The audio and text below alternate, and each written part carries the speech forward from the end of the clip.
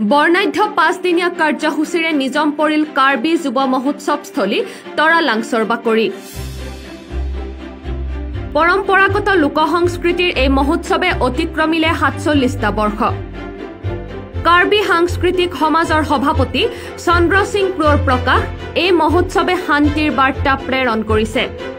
মহোৎসৱৰ প্ৰতিখন মঞ্চতে কাৰ্বি লোককৃষ্টি সংস্কৃতিৰ প্ৰয়োভৰ ঘটাৰ সমান্তৰালভাৱে পাৰ্বত্য জিলাখনৰ অন্যান্য জাতি জনগোষ্ঠীসমূহৰো পৰম্পৰাগত কৃষ্টিৰ সমাহাৰ ঘটা পৰিলক্ষিত হ'ল।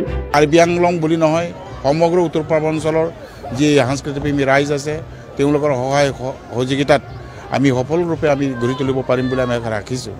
আৰু এইখিনিতে মই ক'ব খুজিছোঁ, যিসকলে সাংস্কৃতিকপ্ৰেমী ৰাইজ তেওঁলোকক মই কাৰ্বি কালচাৰেল ছ'চাইটি হৈ আন্তৰিকতাৰে মই অনুৰোধ জনাব খুজিছোঁ যাতে যেন এই যুৱ মহোৎসৱৰ যোগেদি কাৰ্বি কালচাৰেল ছ'চাইটিয়ে আমি এক শান্তি সংবাদ আমি প্ৰেৰণ কৰিব বিচাৰিছোঁ।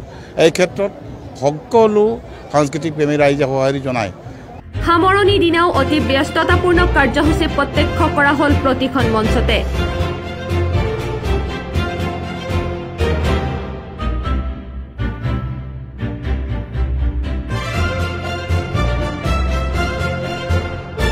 Bureau report, ANI Bharat.